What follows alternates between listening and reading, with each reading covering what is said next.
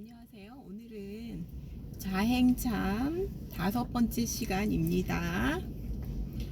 예수님의 이름은 이제 3장 설화에 관한 말씀입니다. 예수님의 이름의 능력은 3가지 면에서 작용한다.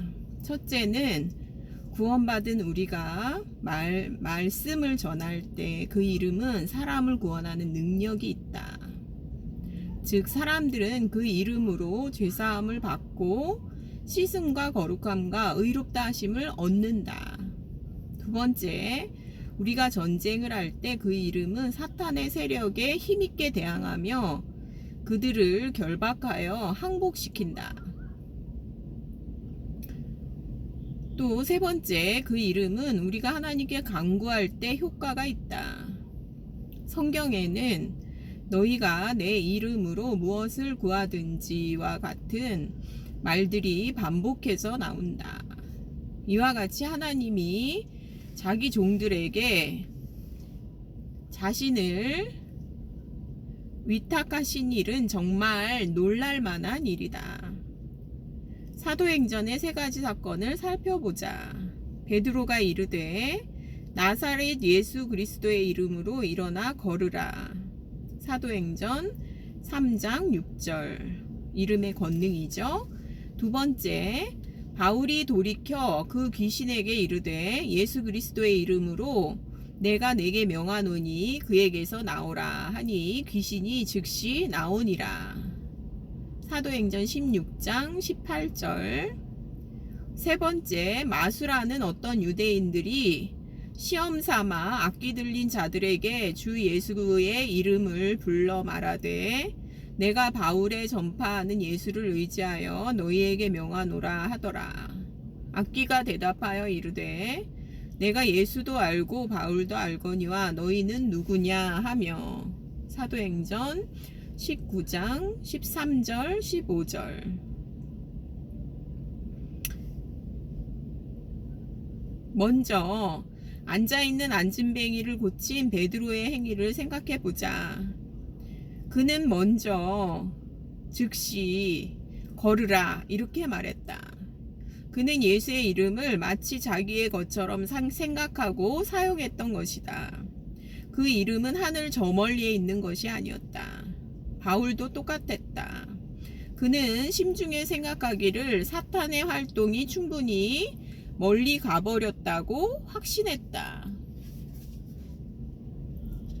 그는 그 이름의 관리인으로서 거의 자기 속에 그 능력이 있는 것처럼 곧바로 행동할 수 있었다. 그가 명령하자 악령은 즉시 도망치고 말았다. 이것은 무엇을 말하는가? 이것은 내가 말한 바와 같이 하나님이 자기를 인간에게 위탁하시는 하나의 신뢰다. 하나님은 자기 자신을 종들에게 위탁하셔서 그들이 그의 이름으로 행동할 때 그들을 통하여 활동하신다. 종들은 그 이름을 사용할 권한을 부여받았다. 하나님은 이 땅 위에 있는 우리를 보시지 않고 영광 가운데 계시는 당신의 아들을 보신다. 그분의 이름과 권능이 이 땅에 있는 우리에게 위임될 수 있는 것은 하나님이 우리를 보시되 하늘에서 그리스도와 함께 앉아있는 우리를 보시기 때문이다. 하나님의 자기 위탁.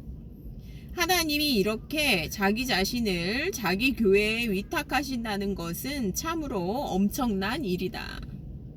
그렇게 함으로 하나님은 자기 종들에게 가장 위대한 능력을 주셨다. 그 능력으로 말하면 이 세상뿐 아니라 오는 세상에 일컫는 모든 이름 위에 뛰어나신 분의 능력이다. 에베소서 1장 21절. 예수의 이름은 사실 하나님이 교회에게 주신 위대한 재산이다. 왜냐하면 그러한 하나님의 자기 위탁이 실제로 시행되고 있는 곳에서는 하나님이 그의 이름으로 행해진 모든 일에 대해 친히 책임져 주시기 때문이다. 하나님은 그렇게 자기 자신을 위탁하기를 원하신다. 이런 의미에서 하나님이 자신을 위탁하지 않으신 사업은 하나님의 사업이라고 부를 가치가 없다. 중요한 것은 그의 이름을 사용할 권한을 위임받는 것이다. 우리는 그분의 이름으로 담대히 서서 말할 수 있어야 한다. 그렇게 하지 못한다면 우리가 하는 일에는 영적인 영향력이 결여되어 있을 것이다.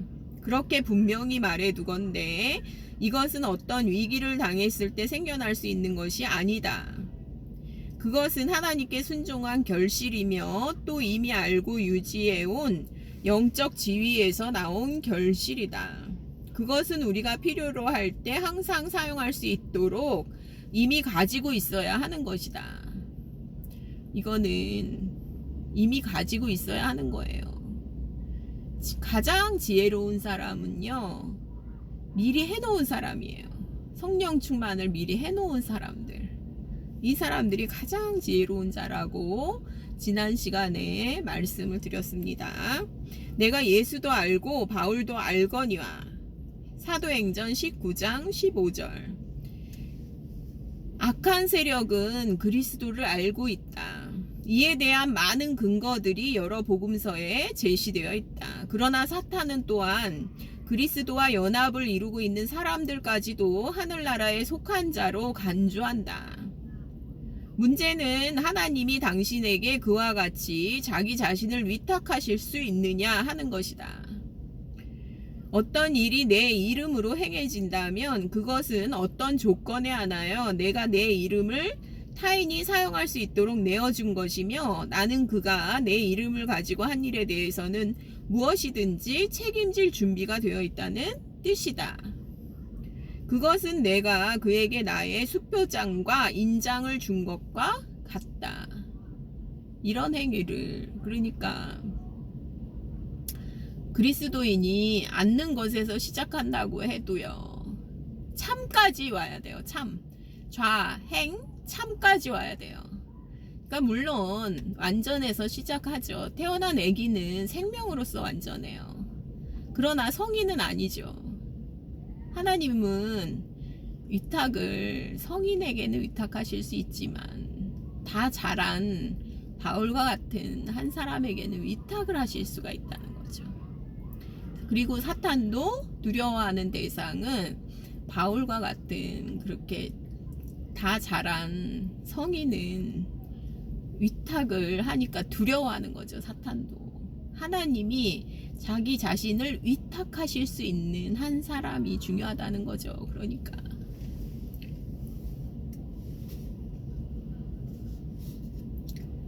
그분이 자신의 이름으로 일어나는 모든 일에 대해 책임을 지신다면 그 이름을 사용하는 것에 대해 얼마나 신중해야 하겠는가. 다시 한번 묻겠다. 하나님은 당신에게 자기 자신을 위탁하실 수 있겠는가? 땅에서 무엇이든지 매면 하늘에서도 매일 것이다. 마태복음 16장 19절. 그러면 하나님은 실제로 당신에게 위탁하셨으므로 당신은 이 세상에서 그분의 참된 대리자로서 활동할 수 있다. 그것이 바로 그분과 연합한 결과다. 하나님이 완전히 자신을 위탁하실 수 있는 일의 4가지 중요한 특징을 간략하게 다루어 보기로 하자. 첫째로 제일 먼저 필요한 것은 하나님의 영원한 목적에 관한 참된 계시를 우리 마음에 받는 것이다. 계획을 분명히 알지 못하면 지혜로운 일꾼이 될 수 없다. 복음 전도는 하나님의 사업이라고 오늘날 대부분의 그리스도인들이 믿고 있다. 복음 전도는 반드시 하나님의 전체적인 계획과 연결되어야 한다. 그것은 사실상 목적을 위한 수단에 불과하기 때문이다. 그 목적은 하나님의 아들을 높이는 것이며 복음 전도는 하나님의 아들들을 모아서 그들 가운데 그리스도가 월등하게 높아지도록 하는 일이다. 그런데 오히려 복음 전도가 하나님의 이름에 모독을 끼치는 그런 일들이 세상에 얼마나 많냐고요. 성숙하지 못해서 그런 거죠. 성숙하지 못해가지고. 바울 시대의 모든 신자는 하나님의 영원한 목적과 구체적인 관계를 맺고 있었다. 그것은 오늘날 우리에게도 마찬가지로 적용되어야 한다. 하나님의 관심은 장차 임할 그분의 왕국에 쏠리고 있다. 그 일이 하나님의 목적과 직접적으로 관련이 있는가? 그 문제가 해결되면 그날그날의 작은 문제들은 자연히 해결될 것이다. 둘째로, 거룩한 목적을 이루는 데 쓰일 모든 사업은 반드시 하나님이 생각해내신 것이어야 한다. 그렇죠. 하나님의 이름이 인간의 생각에서 나온 사업에 권위를 부여하는 고무도장이 될 수는 없다. 보통은 자기가 생각해내고 자기가 하는 일에 하나님이 도와주시라고 그렇게 기도를 하잖아요. 그럴 수는 없다는 거죠. 그 모든 수단도, 모든 방법도 하나님이 생각해내신 것이어야 한다는 거죠. 부분적으로 임하지 전체적으로 임하지는 않는다. 그러니까 그런 사업이 그의 이름으로라는 것이 있을 수도 없다. 축복이 임한다고 해도 일시적이라는 거죠.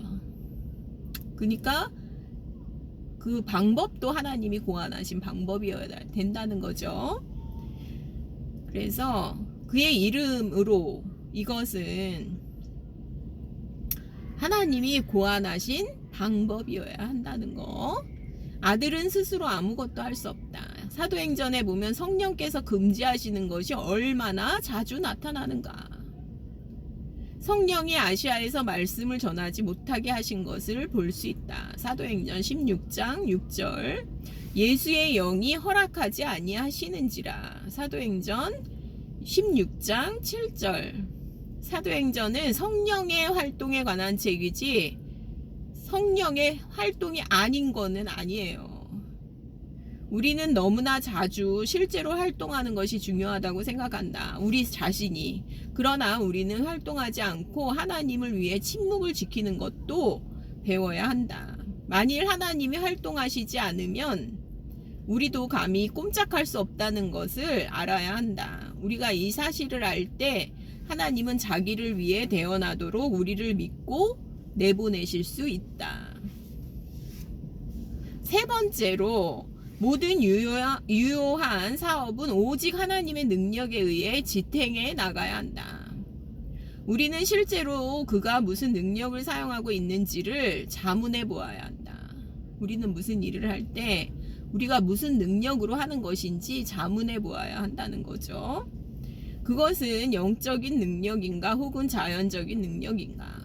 오늘날 하나님의 일을 하는 데 있어서 자연적인 능력으로 이루어지는 부분이 너무도 많다. 비록 하나님이 어떤 사업을 시작하셨어도 우리가 우리 자신의 능력으로 그 일을 성취하고자 노력한다면 하나님이 그 일에 자기 자신을 결코 위탁하지 않으실 것이라는 사실이다. 여기서 자연적인 능력이 무엇이냐고 질문할 것이다. 간단히 말해서 그것은 하나님의 도움 없이도 할 수 있는 것을 말한다. 만일 그가 자신의 타고난 재능에 의존하는 것에 익숙해 있다면 하나님께 부르짖을 필요를 느끼지 않을 것이다. 우리 모두의 문제는 하나님을 의지하지 않고도 할 수 있는 일들이 많이 있다는 것이다.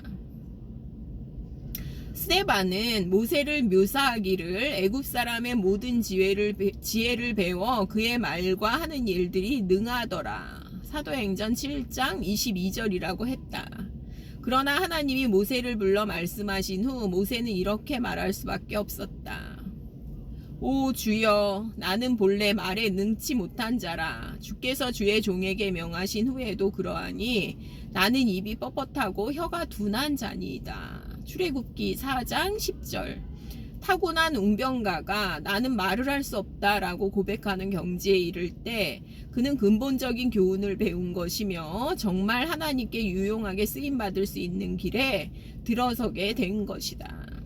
그 이름으로 세례를 받는다는 누가의 표현에 함축되어 있는 것이다. 이 말이 나타내는 것은 모든 새 신자는 그리스도의 죽음과 부활에 관한 근본적인 지식과 그것이 자신과 어떻게 관련되는지를 알아야 한다는 것이다. 어쨌든 우리는 하나님과 함께하는 가운데 우리의 자연적인 힘을 약화시키는 하나님의 최초의 손길을 경험해야 한다. 우리는 오직 예수 안에만 있는 부활 생명의 터전 위에 굳게 서게 된다. 거기서는 사망이 더 이상 주장하지 못한다.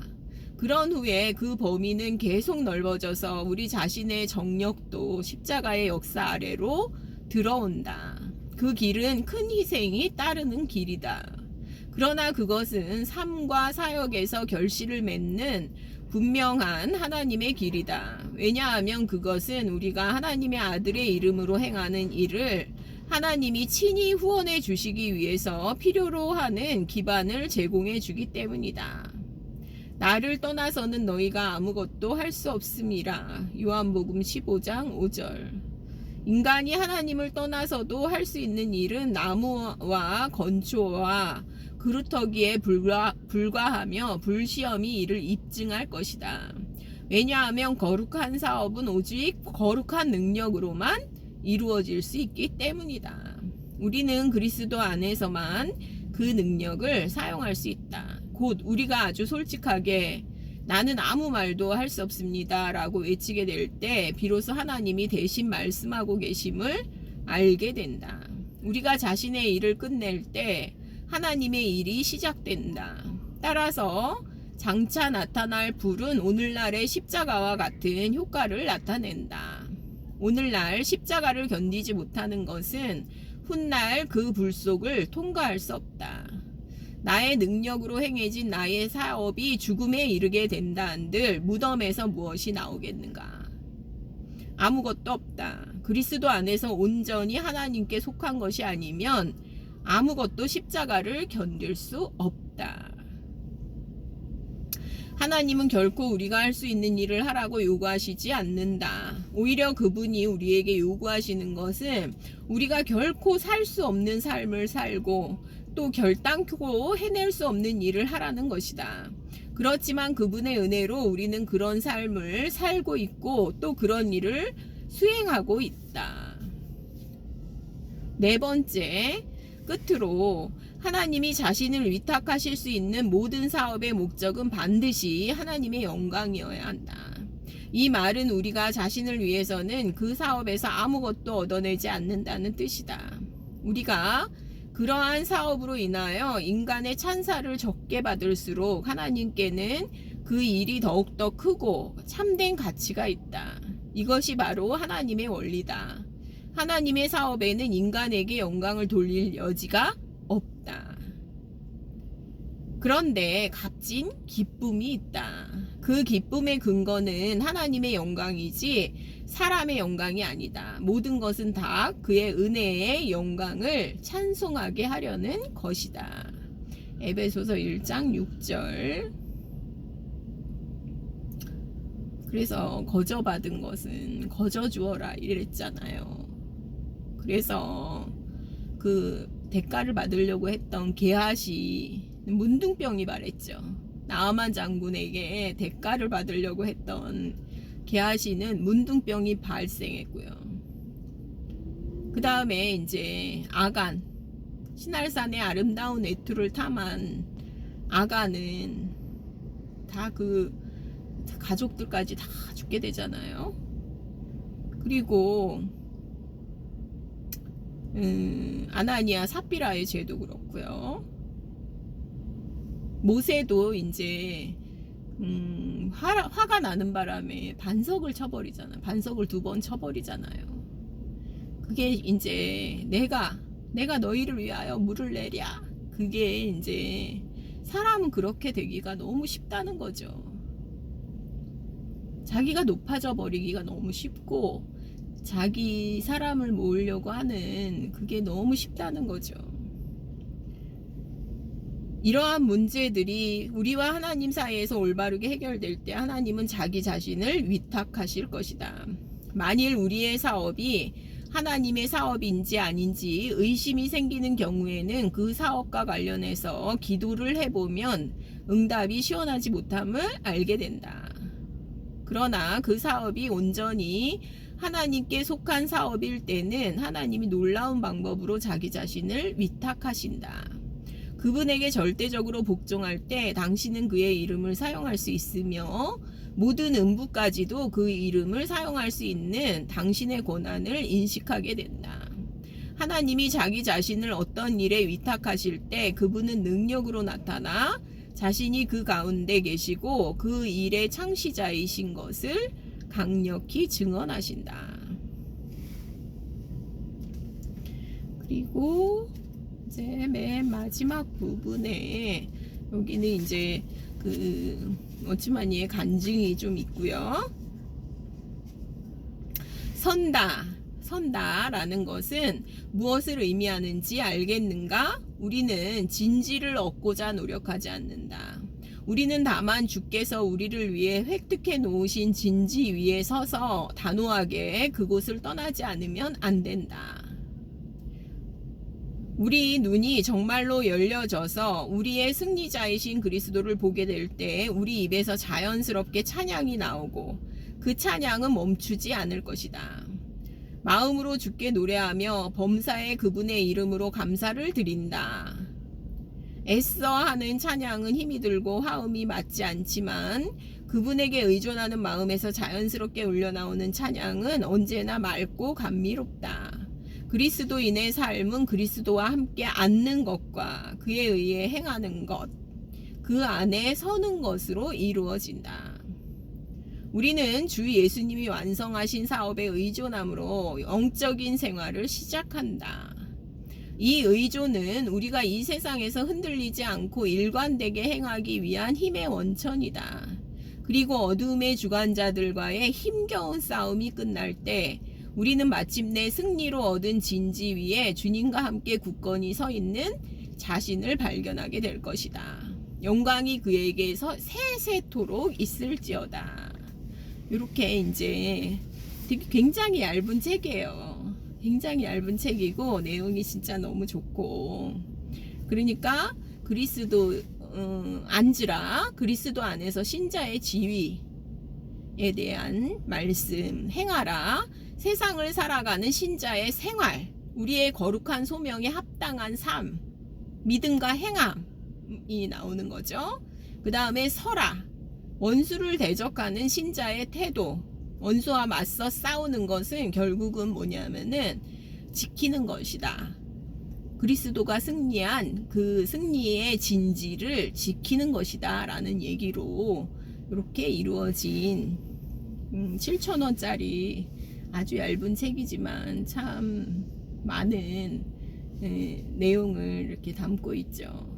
그래서 이렇게 해서 좌행참 5시간에 걸쳐서 5번에 걸쳐서 말씀을 나누었습니다. 감사합니다.